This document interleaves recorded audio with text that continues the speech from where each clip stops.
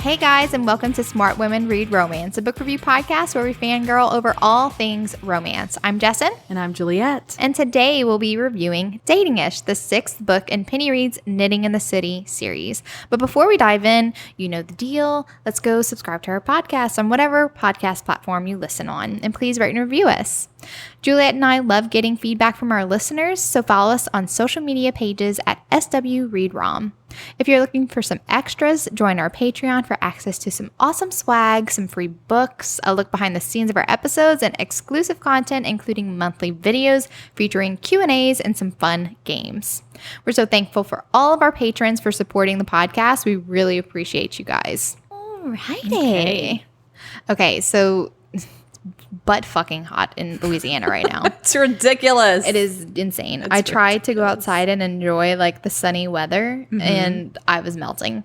But it's something that I noticed on the way to come record today was that my music preference is strangely seasonal. Like, why is that strangely? That is so you. I know. It's like I feel more emo in the winter and I tend to be more alternative rock in the winter. Yeah. But on the way here, I was like listening to like the hip hop and rap and even like my 90s boy bands. I was like rocking in the car and I was just like, this is summer. I know. I just felt like a fucking freak, but whatever.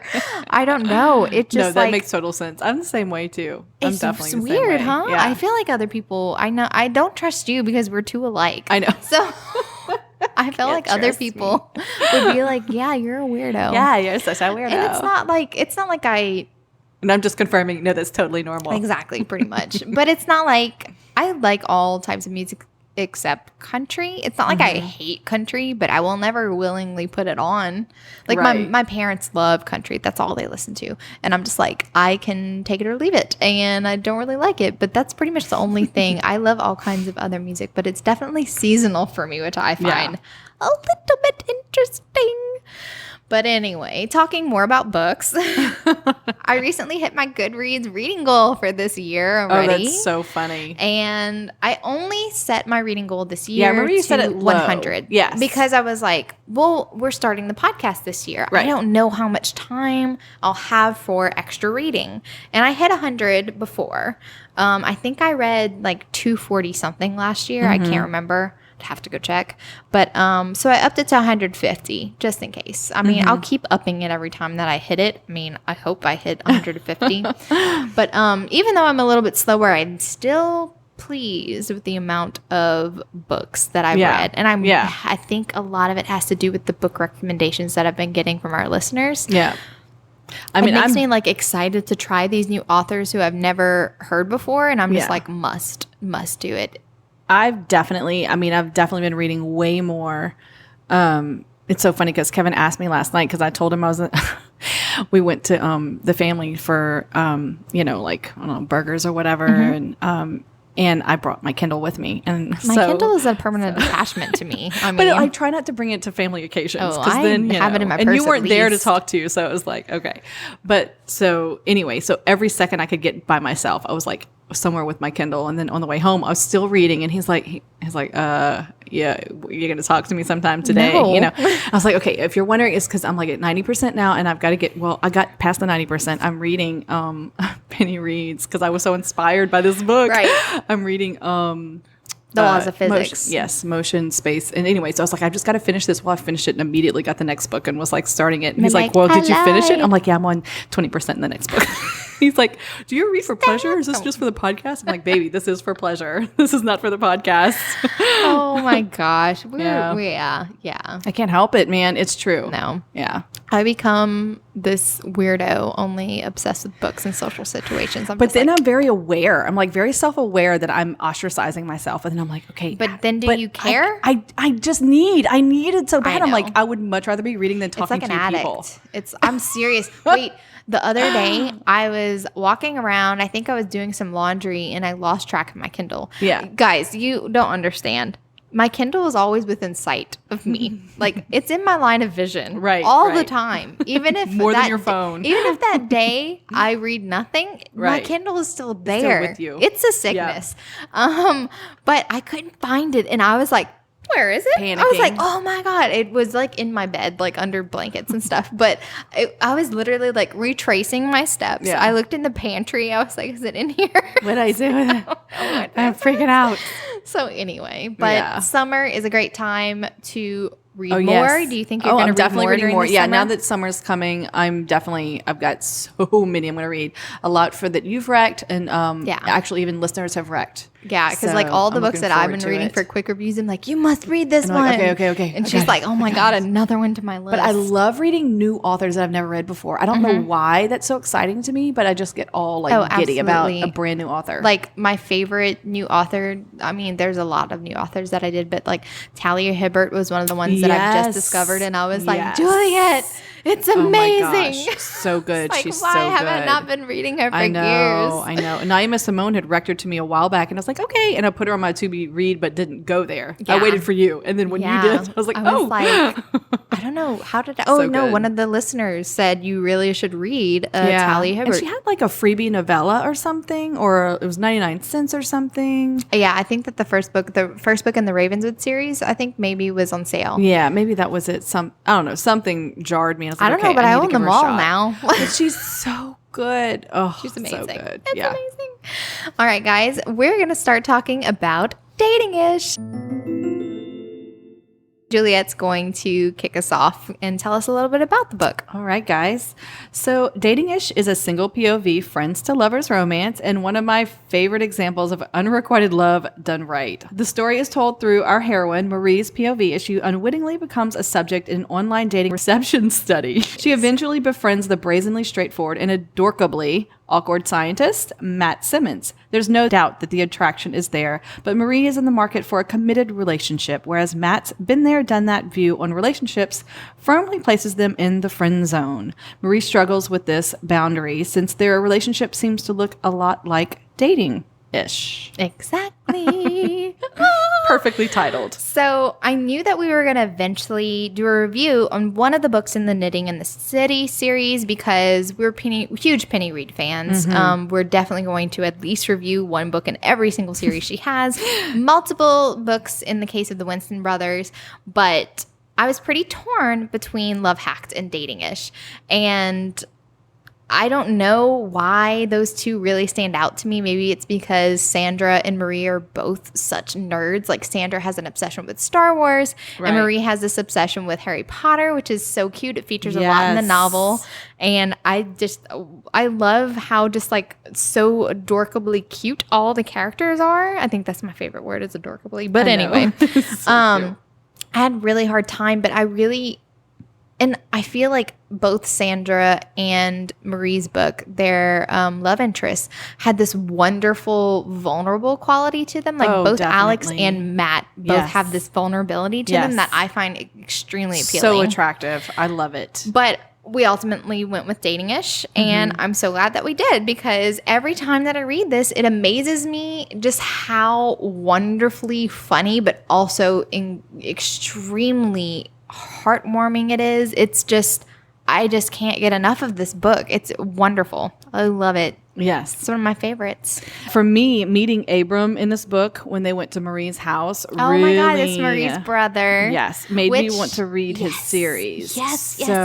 As soon as I finished Dating-ish, and after being just even more in love with Penny Reid, like my God, I immediately went and started reading Laws of Physics, and I'm on book 3 now. You're so lucky though, because one of our Laws of Physics is her most recent release as a series, and I was reading they came out in pieces. It came out like the first book came out. Oh God, in October. The next one November. The next one December. Basically, they were released a month apart, all 3 pieces, and I actually go buy them on Apple Books just so I can get them 2 weeks early, like from their release days, because I needed Abram's story. I know. So if you love Dating-ish and you liked the little that you see of Abram, please go read Laws of there's Physics, cliffhangers. That's why. And see, I remember reading like, major cliffhangers. I was like, okay, I'm going to wait. And now I'm so glad. You're such a smarty. I didn't. I tortured myself. Well, you have zero patience. Exactly. But I do love the interconnectivity of Penny's world. Yes. Because not only do we get to see Abram in this book, but also the Ideal Man series, which is her next series that she's doing, a kind of spin on Jane Austen's novels. Like the first one's called Pride and Dad Jokes. So it's like Pride and Prejudice with the gender roles reversed. And who is that going to be about? Dr. Derek Merrick. No way. Yes. I believe his is the first book. I can't be sure though, but I'm pretty sure. I definitely have to go double check. So don't quote me on that. But I just love the way that she incorporates just all these characters throughout the series, and they're all connected a little bit because also Marie's cousin is the heroine in Kissing Tolstoy. Right. And it's amazing. Penny Reid, you're genius. But anyway, I also really wanted to mention real quick, she has this ease in incorporating scientific subjects that I would normally find uninteresting. Yes, or, it would be like just kind of boring. Yes, or it would go over my head. Like, yes. In Love Hacked, another one that I love from the series, she talks about Bitcoins. I was like never interested in learning how these things worked. Yeah. But she weaves it into a story where I'm like, damn, this is interesting. Yeah. This is cool. And it played a good role. It's the way it's again, her gift and craft. It's amazing. So this one had some AI, cool little scientific facts. I love the little before the chapter. Yeah, before the chapters, it was these different AI things that we never really think about. Yeah. And it's amazing. Oh, I love it. So anyway, I'm going to talk about the characters real quick, and then we're going to go into the breakdown. So first we have Matt Simmons, and Matt is a talented programmer, and he's looking for a way to create an AI robot that would replace the need for imperfect human relationships. His reasoning is that love is an unrealistic thing because humans are imperfect. But when he runs across Marie during his deception study, his views are challenged by her need to show Matt that the human element of relationships is irreplaceable. And Marie, our heroine, is a journalist that completely immerses herself in her current story. And after the disastrous first and second meeting with Matt, Marie uses Matt's interest in replacing human relationships with AI as a way to explore the way that women can replace romantic relationships by using either paid services or robots. So I love how she spins it. This thing that happened to her, she's like, well, I'm going to write a story about it. And then Marie's research opens up an undiscovered world of professional cuddlers, orgasm meditation, and expert dry humpers. Yes. It's an interesting world, guys. It is a very interesting world we live in. We're gonna go I knew about cuddlers. Part. I did not know about the other ones. Really? I didn't know about any of them, but it's I don't know. I'd read about cuddlers or seen it on Super something. Fun. So we're going to go into the spoiler section, guys. If you've not read this book, please go pick it up and then come back and chat with us. All right, we're in the spoiler section, and we're going to start off with our showdown. Juliette is going to go first. Whoop, whoop. What is your showdown scene, ma'am? I should just say just guess, because you've got to know what it is. Oh, I don't know. You don't? No. Okay, well, it's the most intensely emotional and sexual of the entire thing. I know now. Sex in the Club, guys. Holy Sex in the shit, Club. Sex in the Club. And I am all about the intense emotional scenes. If you don't know that about me yet, that is like what I'm drawn to. I love all the scenes. I mean, I love the fun scenes. I love everything. But when they get to this, like, cannot hold back the passion moments. Yeah. And it's like he starts to kiss her, and when she lets him go, it starts up very slow. It's very like bodies are in proximity, and then we can't help it. They can't help it anymore. Like they've been refusing. Throws her over his shoulder. Oh my god, caveman style, y'all. Caveman. Anyway, the caveman move. Matt that was Simmons it. is oh my god, a Matt fucking Simmons. beast. And it's not only the intense, like, overflow of emotions sexually or whatever, the lust, it is because he can't hold it back. He says, oh fuck, I'm so in love with you, Marie. Yeah, it just pops it out just during comes sex. out his mouth, and then he stops and realizes while he freaks out, and it's just, I love it. But then she's like, I love you too. It was just so a long good. time coming. This is a bit of a slow burn. It's definitely a slow burn. Yeah. So, but I told you, I messaged Jessen, like, while reading, I said, Jessen, I've come to realize I am fucking in love with the slow burn. I think that never some thought of that your about favorite myself. books that we've read this year have all been slow burns. And so I just need to internalize that. Right. And I want to. I think it just creates a realistic relationship. Like you really believe that they feel these intense emotions for each other. I want them to feel those intense because emotions, you've seen but them I want grow it to be earned. together. I want it to feel it. You know? Exactly. It's very earned. You're correct. Well, I love that scene. Okay. So my showdown scene is a very weird scene, I would say. Go figure. Or a scene that people would be like, why is this your favorite though? And I think that this is because not only that scene that you had, definitely I was like freaking out about. I was like, yes, God. finally. But also this scene, whenever we were talking about it before I even started reading Dating-ish, like rereading it, I was like having a meltdown just hearing you be like, I need to know what happened, like what he was thinking. So my scene is the scene where Marie is going to get Matt to come eat pizza with her God, and the kids. Breaks my heart. She's babysitting Fiona and Greg's kids, and he's not home, but he appears in the elevator with another woman. Yeah. And Making out with her in the it hallway. is like definitely, and they're on their way to her Sexville. Heart drops. Mine did too. And the reason why I really like this scene is because he is not being malicious at all. No. He literally has zero idea about Marie's feelings. Yep. Even though Clueless what Matt. even though what they've been doing, like Marie says, it feels a lot like dating because they've been doing stuff that is definitely considered like we're going on dates. Yes, but he seriously thought he was in the friend zone. He thought he was firmly in the friend zone, and her reaction, you can like, I love the way it unfolds because Yes. Marie just like her heart is just broken and shattered. She can't get that off her face. She cannot fake having a pleasant conversation with this woman and Matt seeing Yeah. this, and he is so excited that Marie's Like, here. oh, Hi, Marie. Marie. And And he then just you like, see and then his- he stops smiling because he's observing soaking in Marie. her- She is not in her, her element. reaction. She doesn't know what to say. The awkward silences are just like, I'm sure she's like flushing with like yes. She said that she was like embarrassed and stuff, and his smile melts off of his face, and he's like, Marie, and he like goes to say something, and then she's like quickly shuts the door, bolts it, locks it, and like and he's like, "Can I come over?" And she's like, "No." Whenever we were messaging, you were already past that point, and I had just started rereading it, and I was just like, that scene, like Yeah. I was freaking I'll out about agree. the emotions because I'm just like, I got teary eyed for her because I was like, "Oh my God, Matt, no, but no." also it's the turning point. This is Yes, where he's it like, is. oh. Yes. Maybe I have Yes. a chance. Yes. And so this is once more Penny Reid's brilliant writing Mm-hmm. because if not for this incident, there would not have been a catalyst to make him go, "I'm going after her." Yes. Because that's when he started. Because the point of this whole book is they both have attraction for each other almost Yes. the entire book, but Yeah. they both think that they're in the friend zone. they're in the friend zone Yes. and that it's not going to work. And she and we because we're in Marie's point of view, we see her just like, Right. "Oh my God, he's so funny. I love him so much." Blah, blah. You know, like she Yes. can't help it in her head. You know, just fall for him. Exactly. So It's- anyway, it just affected me a okay, lot. that one affected me too. That was a good scene. Oh my goodness. All right, guys, we're going to jump into the breakdown. So let's start off. We first are introduced with Marie, and she is weary of the world of online dating. Aren't we all? Just as a single woman in this day and age. I'm so sorry, Aren't y'all. we fucking all? Stop sending us dick pics on dating sites. Quit I'm it. sorry, I'm not laughing. Nobody at you. I'm so asked sorry. for them. Okay, Ugh, anyway. But gross. since she's split with her longtime boyfriend, Marie hasn't found anyone who has potential for a lasting connection. She Right. just like, burnt out on it. Yeah, I she- totally get it. And right before she deletes her online dating profile, she is matched with like the perfect quote unquote Yeah. man. It's like Perfect they're like match. matching on Yes, everybody. Like, every here's your single perfect thing. match. And he's like in his 30s, he's bearded, and he has like a normal dad bod. I love her explanation for this because Yes. she's like, if he's not like super into the gym, he won't expect me to be super into Yeah, the gym. And I'm just exactly. like, I feel you, girl.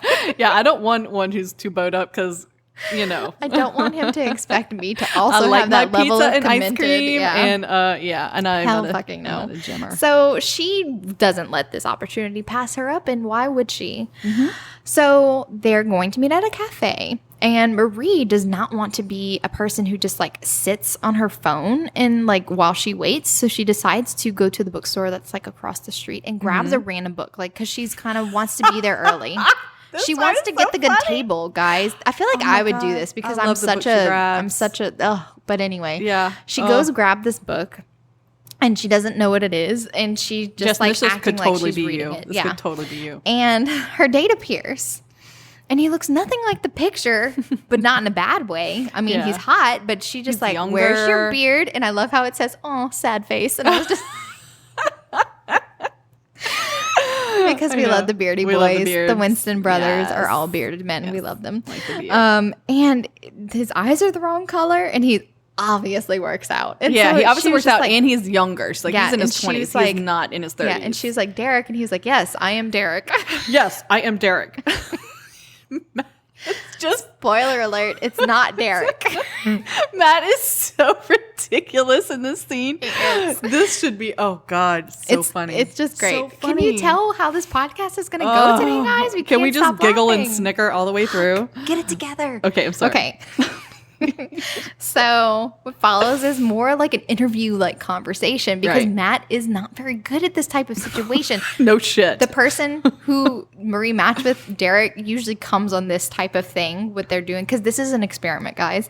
And whenever Derek responds to Marie's comment about, she's like, oh, yeah, well, I read for pleasure. And he's Yeah. like, well, really? Does kidnapping and sexual torture sound like fun to you? And Marie's like, oh, my God, crazy. Get Yeah. away from me. Yeah. Which obvious response, the only Yeah. response Like to that. Because he's like, he wants to know her interests. And then You're he right. asks this question. Yeah, And like, it's oh my God, are you into those things? No, yeah, thank you, oh, crazy. Is that what you want? And so whenever she's walking home, she realizes that the book that she has is like, what is it, 120 days in yeah, it's by Marquis de Sade. Yeah, the who- Marquis de Sade, or the 120 days of sodomy. Sodomy. Or so, yeah, y'all, he's like the filthiest, you know. Oh so my Marie's God. like, she realizes he was making a comment on her book. Yes. But it doesn't erase how awkward and weird And how the weird he was. conversation It was just like, he was yeah, so it was just a weird. weird situation. Yes. But she recounts this to her close friends who are So Janie. cute. I love it. Love their knitting circles. Janie, Elizabeth, Sandra, Fiona, and Kat. And they have knit night where they all knit. And it's basically like girls' night, but yeah, they it's knit just girls' and night have wine. and talking. And they have which wine and they knit. It's awesome. I just want to watch them do it. Me I too. can't knit, but I just want to watch them do it. Can I just have the wine and hang out with you guys? Thank you. But guess who appears? The fucking very same man from the most awkward date in It history. was so funny. She's like, that's him. That's him. Yeah, That's she's him. like, that's the guy. Yeah. That's Derek. And I love all the girls' reactions to this because the reason why Matt shows up, because this is Matt, this is not Derek, Right. is because he actually knows Fiona and Greg. Yeah, Fiona's he's their part of the next-door knitting neighbor. circle. Yes, and Fiona used to babysit Matt, and he's recently moved back to Chicago. He used to live in LA. Right. And so, or he used to live in California. And so now he's back in Chicago and he's going running with Greg. And so that's why he appears at Greg and Fiona's house where they're having knit night at. This is wonderful. I love the way that this plays out because they're talking about like what the hell is going on, and he explains that it's part of a study. They have the permission of the dating site, and he makes this faux pas where Yeah. he's talking about they made the dating profile to attract a certain type of female, Right. who's like in her 30s, never been married, has these same interests Certain and hobbies. interests Exactly. and, Marie says, so you created a fake profile to match my likes and dislikes. And Matt says, not just yours, but women like you. You know, the same shows, interests, music preferences. You'd be surprised how similar you are to other women with your demographics, single, age, education, and income level. Actually, you're all basically the same person. Ouch.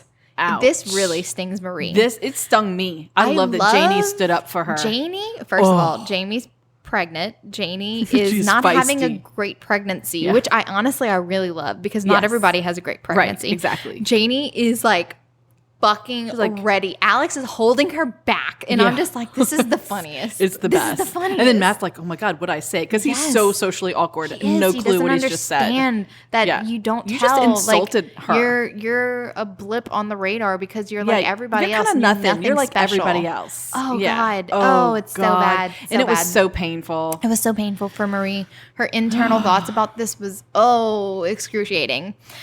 Woo. Yes. So when Matt turns up while she is babysitting Fiona and Greg's kids, it's a Gracie. I can't remember the other little Grace and Jack. Yeah, Grace and Jack, because Matt's their neighbor. Marie ends up asking him what the purpose is of this whole deception study. Like, Yeah. explain it to me, and so Which I also, just little aside note, I love the way that she incorporates that Matt's doing a deception study because in her other series, the Dear Professor series, the second book that she's been including in her newsletter, one of the characters was negatively affected by a deception study. So it's like very interconnected. So, and I love, Marie has a very inquisitive mind too, because she's a freelance writer, an investigative, writer, reporter. And so she's always digging, for information. So I love this. And also the fact that she interest. just doesn't understand, like, why would you do this? What's the purpose? Yeah. So she's like, she wants to see Matt's data, and understand why he thinks that a robot is a reasonable alternative to human connections. Because that's what they're trying to do. They're trying to create this AI robot that would fit the needs, serve the needs of a human relationship giving, for a woman. Giving that connection. Right. Giving them an emotional connection. Exactly. It's like, and like Matt says, the entire point is to give the world's population an alternative to the imperfection and inherently inferior nature of human relationships. Like, this is how Matt views stuff. Yes. And this is like our first clue that... a big insight there's to him. Some motivation. Something happened for him to go down this road that human relationships are not fulfilling. Exactly. I mean, that's not a normal... I do like... that Greg, whenever they get back from their date and they all like hang out after, he later is like, but aren't vibrators robots? Basically and I'm robots? just like, you're so right, Greg. And I can't live without my robot. I know. Look, those robots are helpful. We love those robots. So I guess robots are fine. Yeah. That's not emotionally fulfilling, just sexually. So we get our first glimpse of Matt's motives in making his compassion AI during an exchange with Fiona, where they say, Matt, the love of a parent cannot be replaced with, you say that, but maybe some parents should be replaced. An AI specifically programmed to nurture would be a hell of an improvement in some cases. Dun, dun, dun. Yeah. Spoiler alert, this is exactly the reason why he's trying to make this AI. He's had a really shitty childhood. Really shitty, completely ignored. The nannies Neglected. who were paid to take love care of him and take care of him, once their job was done, they left, never to be heard of again. And those are the only emotional connections that he made with people. So that with makes people sense. who were paid to do it and then left and never talked to him again. Right. And he's also a genius. So he just turned to intellectual fulfillment for his whole life. And that makes sense why he's such a workaholic and all of these things. Exactly. You know what I mean? So Marie decides to turn the table on Matt after getting an idea for a writing assignment, because she's been talking with her freelance group about dating and the world and relationships her and editor stuff like that. Suggested like, a topic. we need a topic do a in fresh this area. Spin on this. Yeah. So she said she wants to access to his data and notes for the Compassion AI to include in her writing assignment, and he wants her to answer the questionnaire for the study. Right. So that's the exchange. That's the exchange. And he's really bitter about it at first. Oh my he's God. Like, he says, you can't get my data. Or love whenever he's leaving, he goes, congratulations. And she says, on what? And he says, on being unpredictable, which is like a point in Marie's corner, because he thought you're the same as everybody else. Y'all are also predictable. I also love because he wasn't expecting Marie to be so fierce. And after like Marie like starts flexing, he starts calling her Valkyrie. And I love it. And I'm just like, he's down for She her. is a sweet, giving, kind person, but my she's God, also a little so tiger. Maternal. Oh my God, it's amazing. When she gets into her investigative reporter mode, like back absolutely. off. She's not a pushover or anything like that. Not at all. And I really love that Penny Reid created this kind of character to show that women can be kind and loving and benevolent, but also smart as shit and tough as fuck. You know what I mean? Like, it doesn't mean you have to be one or the other. And I just love that. Agree. Very complex. All of the above, characters. Yes. So the first time she visits Matt's lab, she runs into the real Derek from the dating site, Dr. Derek Merrick. Which I fucking love. Dr. Derek Merrick. Why? It's so funny. So, and he's going to be part of the Ideal Man series, which we had mentioned. And Matt is acting weird, as Marie observes, but we, the readers, can tell that it's a little bit of jealousy and territorial behavior. Hell yeah. He's getting up close to her and touching her, which he's never touched her before. And she's amused because he's charming. This is the guy that they usually send on these dates. And he couldn't make it, and that's why Matt was on. Yes. And so he is charming, and Matt's seeing this, and he's like, oh, hell no. Oh, no. And Marie, I love, she brought him coconut cookies or something. Yes, coconut macaroons. Matt's so excited. Yeah, macaroons. And Matt's so excited about this. And then Dr. Derek is teasing Matt and basically saying like, well, I like chocolate. And he's like, are you planning to bring him that? Don't bring him that. You can't bring him cookies. No, wait, what? He's very cute. Matt is just. So we can see from this very first moment that Matt's he's got a little thing for her. He we don't definitely know has, where it is. He has. I would say as a reader, feeling. you can say he has a crush on her. He has a crush on her. Yeah, it's not like he's in love with her, but he's definitely like, no, Right, exactly. This is my friend. Back off. Matt even tells Derek that he and Marie have lunch plans when they absolutely did not. She's like, we do? We're going to lunch? Oh, okay. She's like, okay. He does not want her spending any time with Derek. No, because Dick's like, so what are y'all doing later? And he's all like Mr. Charmer. Pow, pow, pow. No, hell no. Back off, Derek.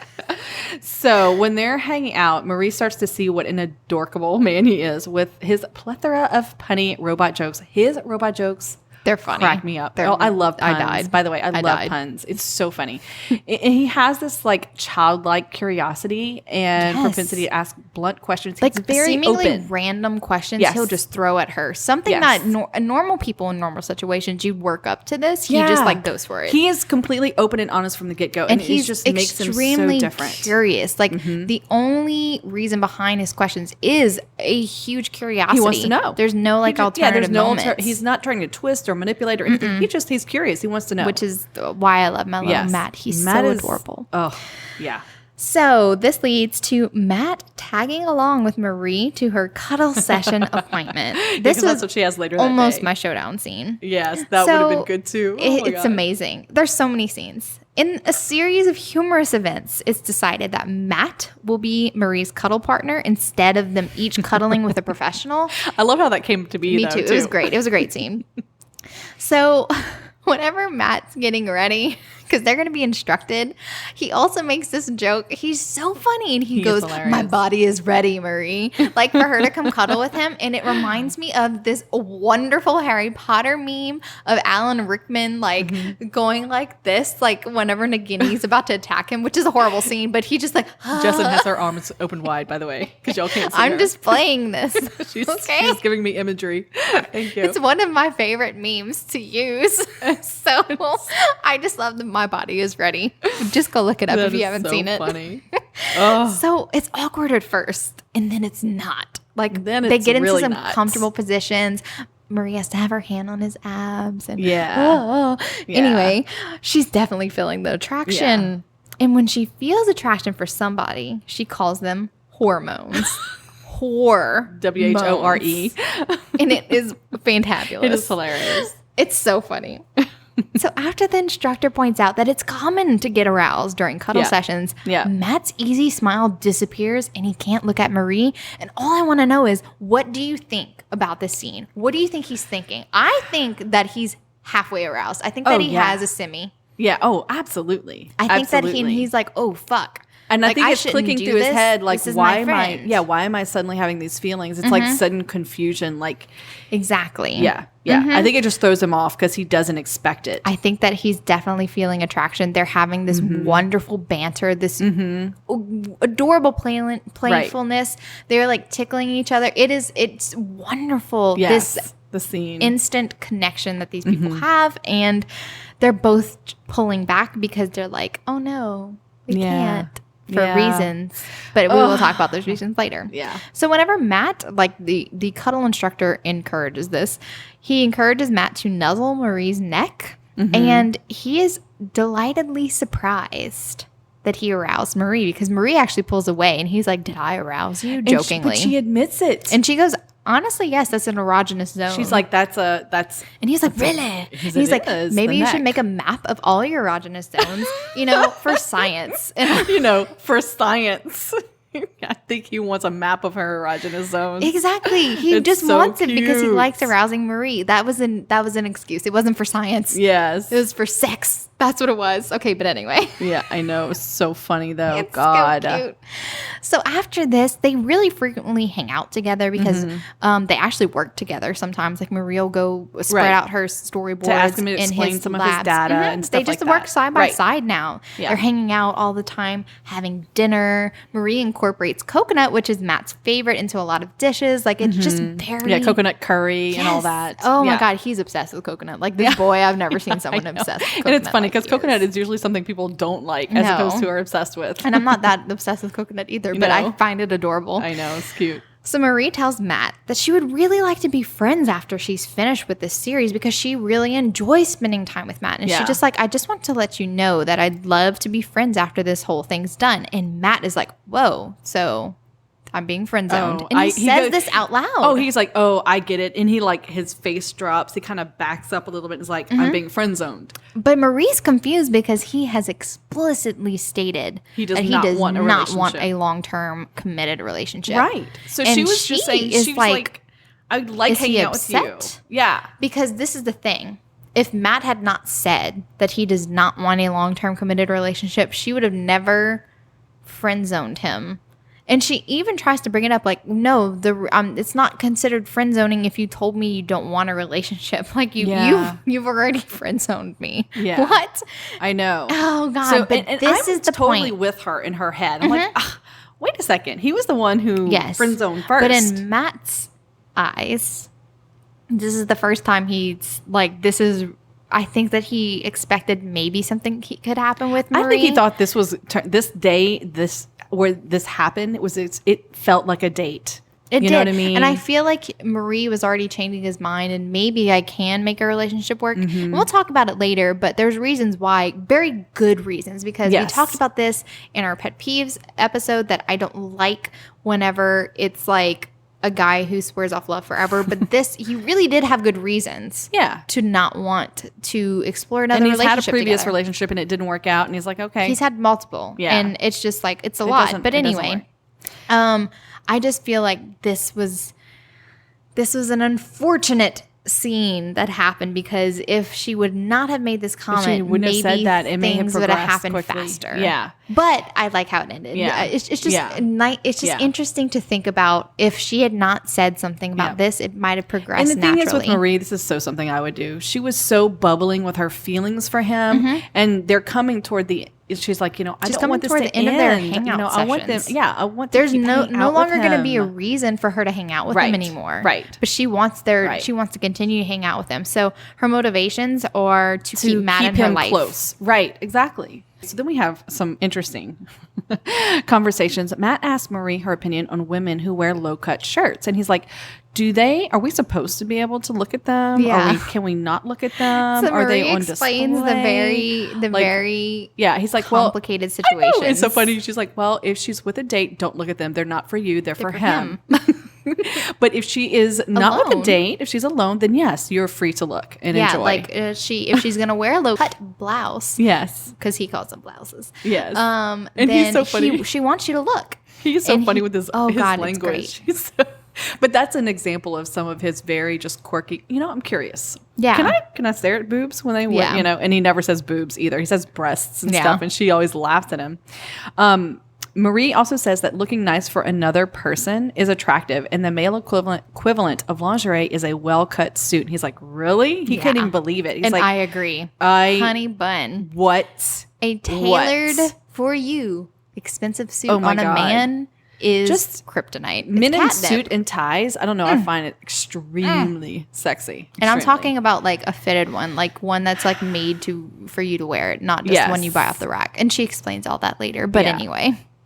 And Matt asked Marie to help him with clothes shopping because he's like, he needs to be taken more seriously. He's like, look, he's had comments from people who still think he's like a TA. And I think that's a reason, but I think that the reason why he wants to go clothes shopping is because he wants to look better for Marie, honestly. Yes. I mean, and we know from the epilogue exactly what he likes about this. Oh, I love the way that suits are incorporated in the shit. But anyway. It's so good. So he asks for her help. He's like, I'm constantly being mistaken as a student. Can you just help me, pick out clothes? Because all he wears is like his jeans and his like Star Wars t-shirts and stuff, which of course is adorable to me. And so, Marie feels like hanging out with Matt is like a lot like dating. We get the dating-ish, which is a brilliant title. Yes. Since they frequently eat dinner together, they see movies, they work together, and now they're clothes shopping together. This is such a boyfriend-girlfriend thing to do. Yes. I mean, and she's even like picking out ties and like, touching up, while he's getting buys dressed. him gifts. Like she just sees something and it reminds her of him and she's like, he would love this and buys it for him. Yeah.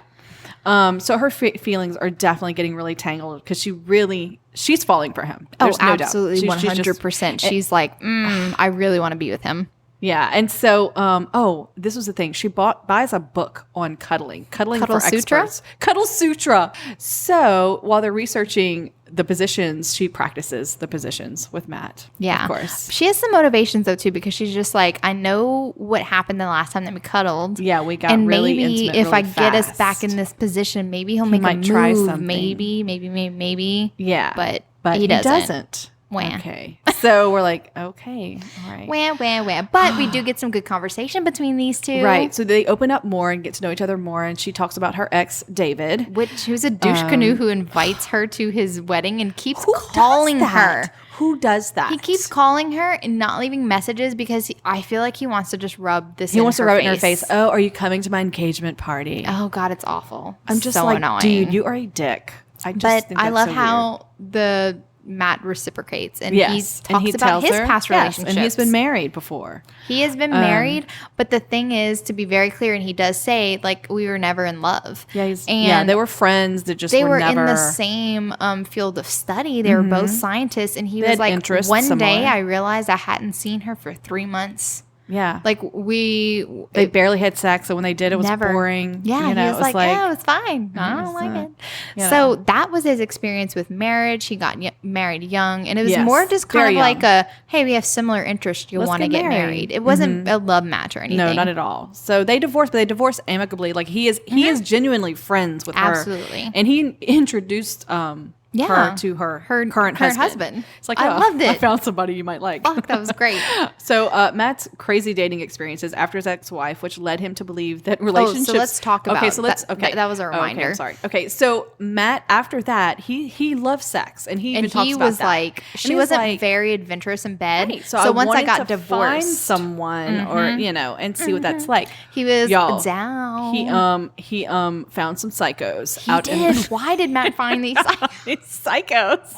He out in found the somebody world. like that put cameras in his house. Yes. This woman showed up to his work. Yeah, she would cheated on him and and to show him pictures. Oh God, to like it was somehow make insane. him.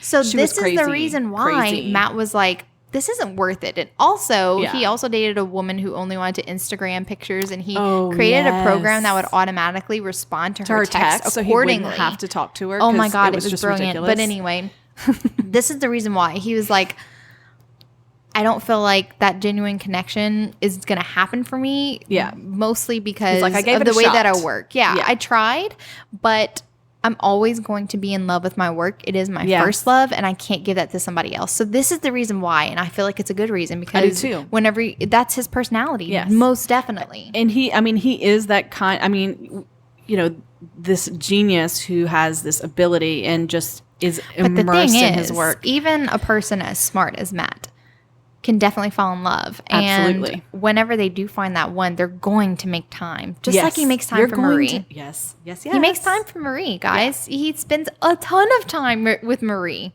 So we disproved your theory, Matt. Yeah. Sorry, Matt. You just hadn't found Marie yet. Yes. Okay, so this is my showdown scene. Marie babysits Fiona and Greg's kids, and Grace suggests that they invite over Matt. And Jack runs to knock on the door before Matt can protest, before Marie can protest. So this is where we get that whole scene where Matt comes up with his date, and she's looking at him because Matt even made a comment like way back when, just being like, "Oh yeah, you're right, you're not my type." Like to Marie, like she's not the type that he usually goes for. Well, Marie's looking at this woman who, first of all, coloring wise, the opposite of her. Yeah. Second of all, she's wearing a cute Star Wars Rey and BB-8 cutesy, t-shirt, and she's which Penny tall Reid and is a wide. Star Wars fan. I love it. Well, yeah, And, me too. I like that. Exactly. So she just like, oh, yeah, this woman is the opposite of me, and I'm really not his type. But she Yeah. is devastated. I felt every ounce of emotion Marie felt. Well, after this shit, after she finished babysitting and Fiona and Greg came home, she got a rental car and she drove 3 hours to her mom's house. know. Showed up on her doorstep and started Just crying. in her mom's Oh arms. God, I was it just like, broke me. yes. Well, her brother Abram's there. Hey, Abram, Oh we my love god! you. Oh my god! And Abram gave her some tough love at first, but then before Yeah. she leaves, he gives her some really great advice, and he says, if he says he doesn't want a long-term relationship, thing with anyone, believe him. But maybe he thinks you're out of his league. Sounds like for a guy who's a workaholic, he's been making a lot of time for you. A guy doesn't do that for friends. Not for guy friends, not for women friends.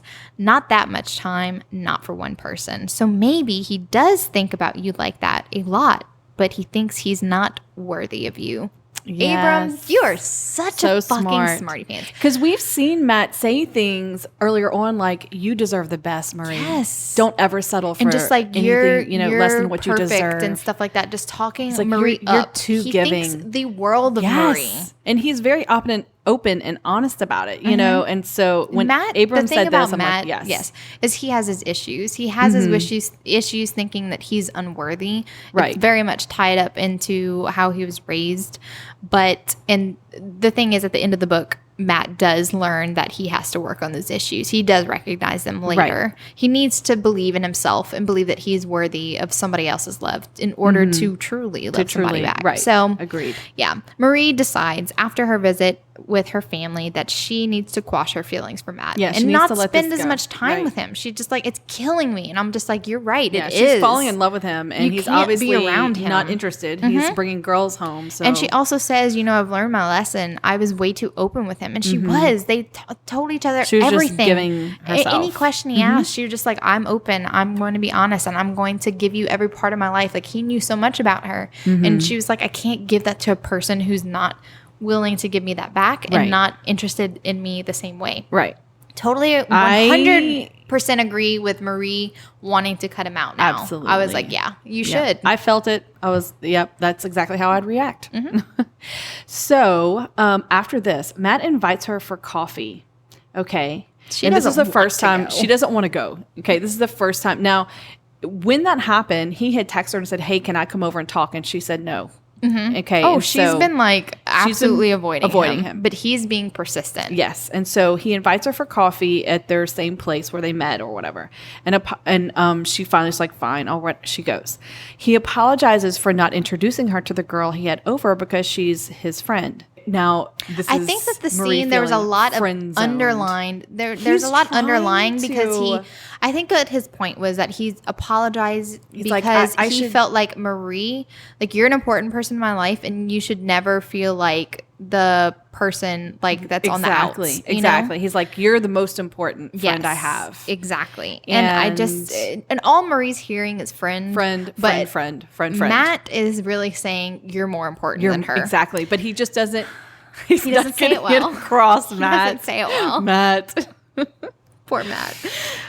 So Matt is now the only one in their friendship making overtures and hanging out because she's still trying to put him off. I love this part, though, because this was a real big clue to me that he's really trying to win her over. He shows up at her office in a fine-ass suit. Hell fucking yeah. And I'm like, Marie, you don't understand. You just told him the significance of a suit, and now he's wearing a suit for you. Yes, he's wearing lingerie for you. Yeah. He's wearing men's lingerie. It's okay, Marie. We'll get there. And he can feel it. He's even asked, is everything okay? He's like, fine. She's just like cut and dry, just, holding all of herself together.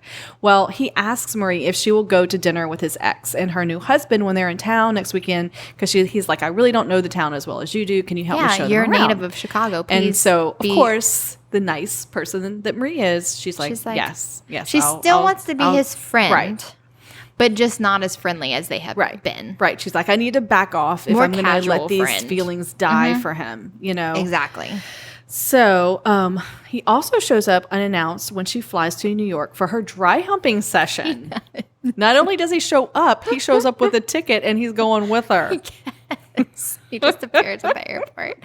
She's just so aggravated. She's like, I did not invite you. I did not invite you. Why are you coming? He's like, well, you could get hurt. Something could happen, Yes. Oh, God. Which to me, and it's so obvious that he's so jealous. He is dying. He doesn't want her to experience these intimate situations with these people. Men. Yeah, he's just not. He's inserted himself into every situation that she's had to research for this article. I know.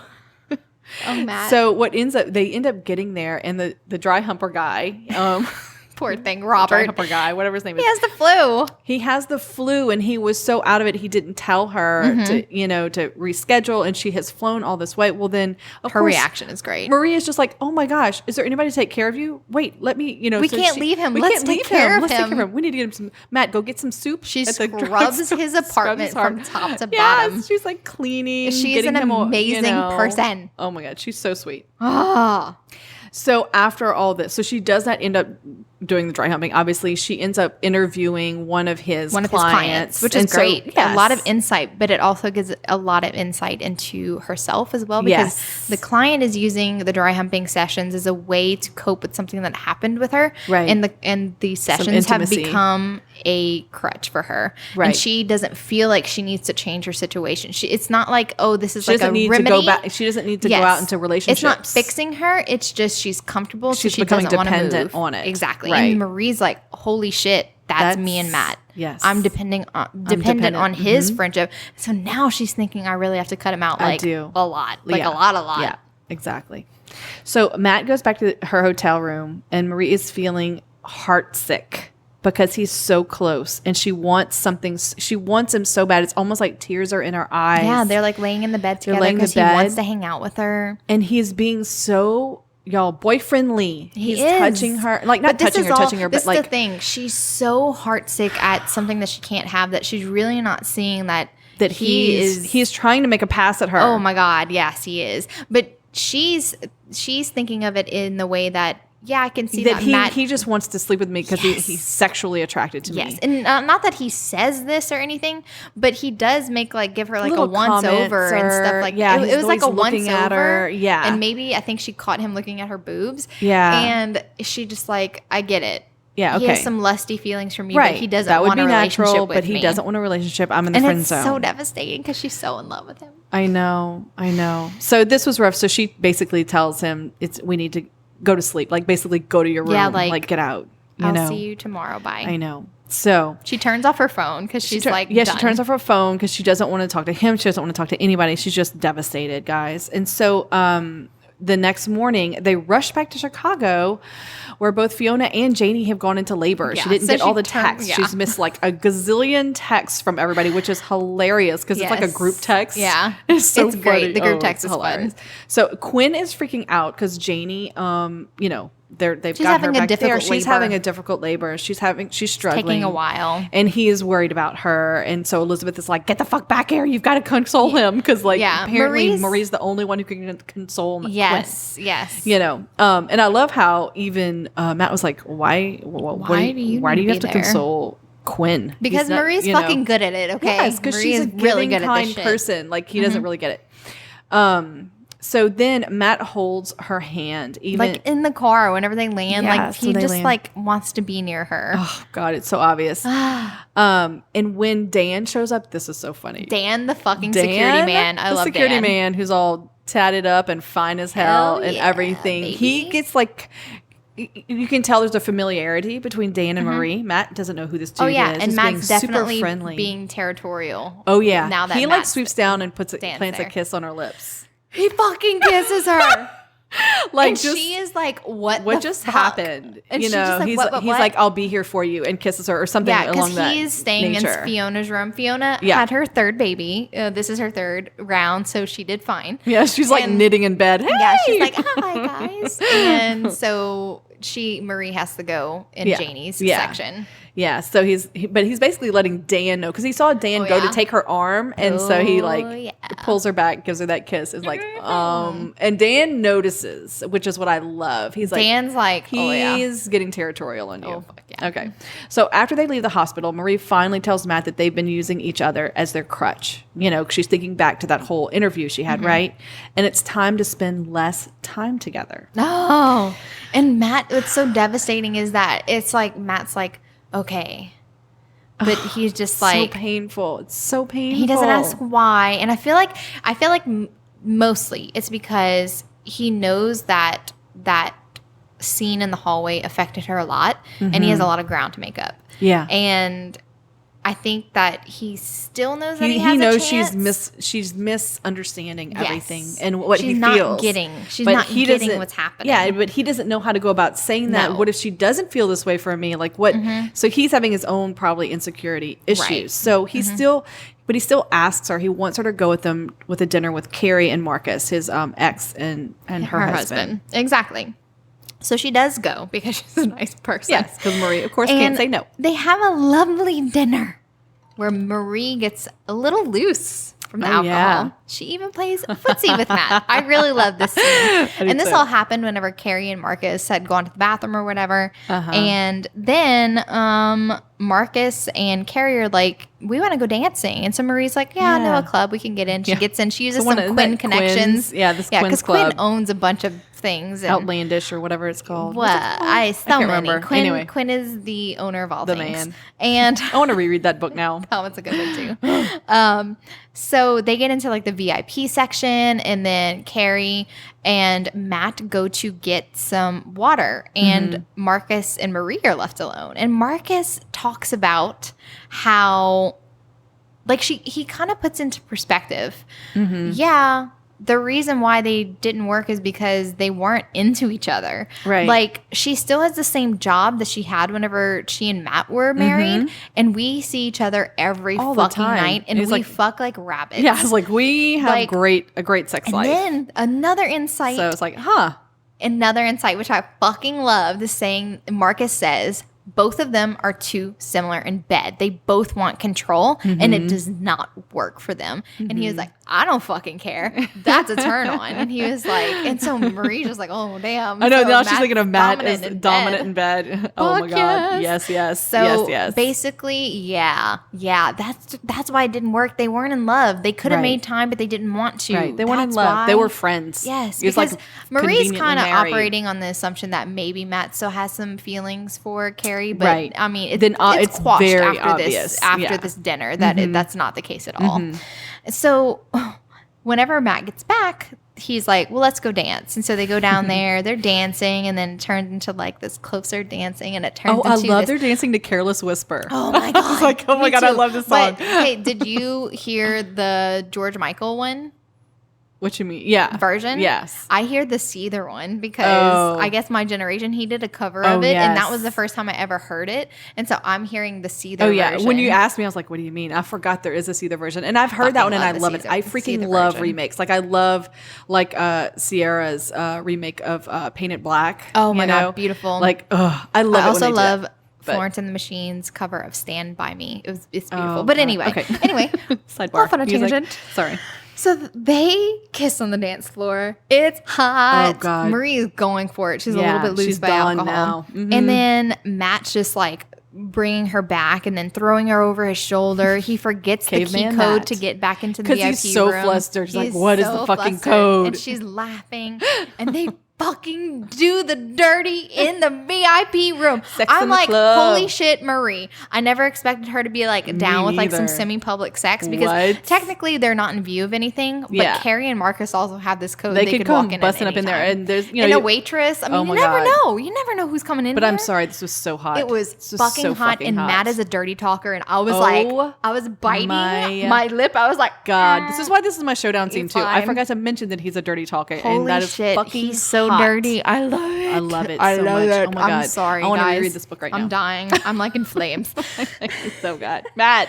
So while in the throes of passion, Matt tells Marie that he is so in love with her. Oh, fuck, I'm But so he in love with freaks you. out. But he freaks out because he's like, did that really fucking slip out of my mouth? Yes. And then Marie decides she's going to go balls to the walls too. And she Yeah. starts crying and she's like, Matt, it's okay. She's like, I'm so in love with you. Yeah, And he seems genuinely surprised. He Shocked. was like, you love me? shocked. Oh my God. like completely It's the cutest. It is adorable. It is the cutest. He's oh The my thing God. is, he doesn't think that he's in her league. He doesn't think that he's worthy of her loving him. Right. He accepts that he loves her, but he's not quite convinced that she could love him. You know, this weird guy who may not have time for her, which he's not really clearly seeing the situation, that they've already been dating and he's made plenty of time.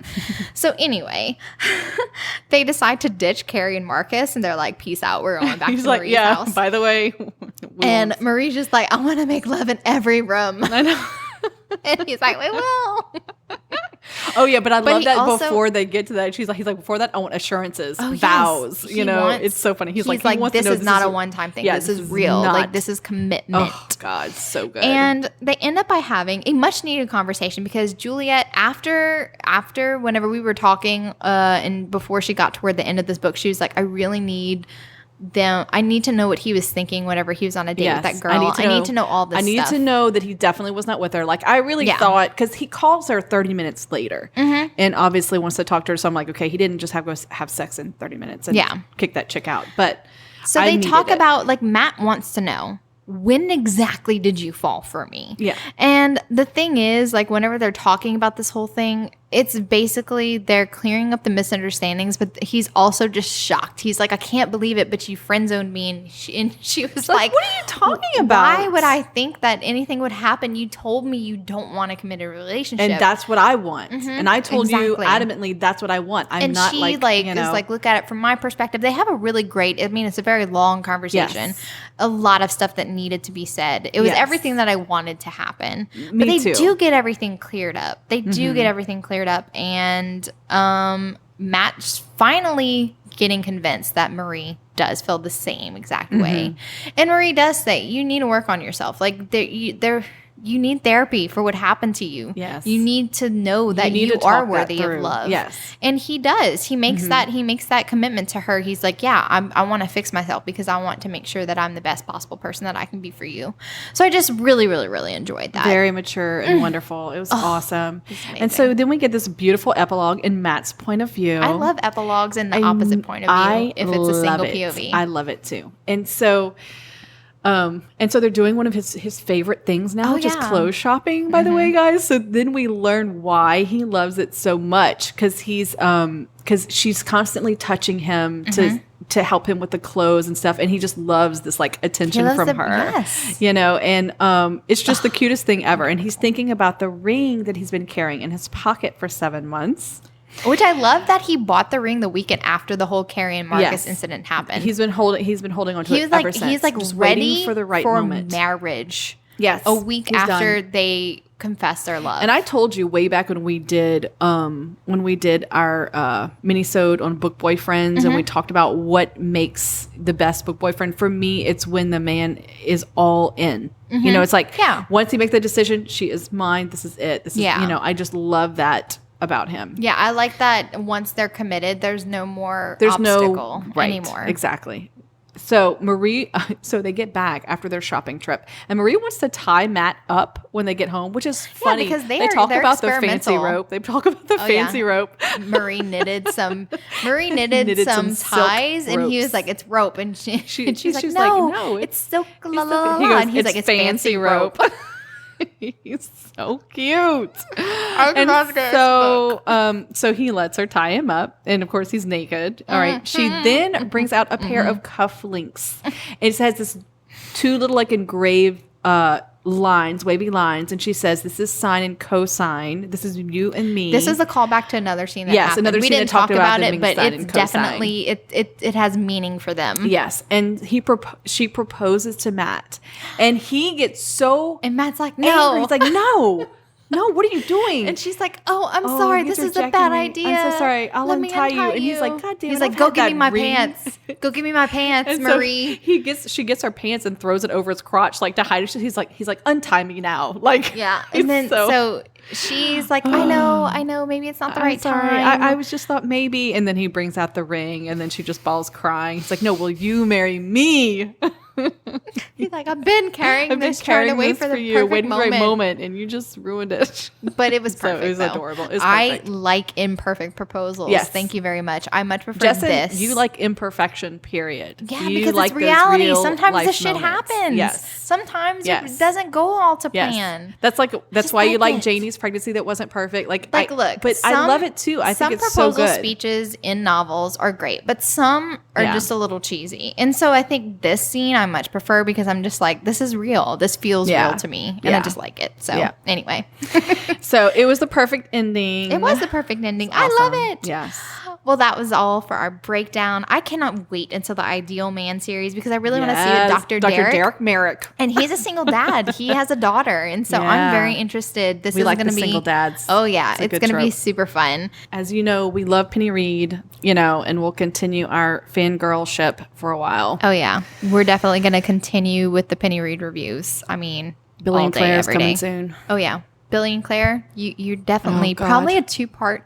It will probably have to be 2-part, right? Just because the two books. It's like a duet for them. Mm-hmm. Well, we hope that you enjoyed today's episode and look forward to the next one where we'll be discussing Polaris Rising by Jesse Mihalik and featuring a special guest. Yes. We're intentionally being vague, so you'll just have to listen to find out. Yes, fun stuff. Thanks so much for listening. This goes out to all the fangirls. Life's better with a little HEA.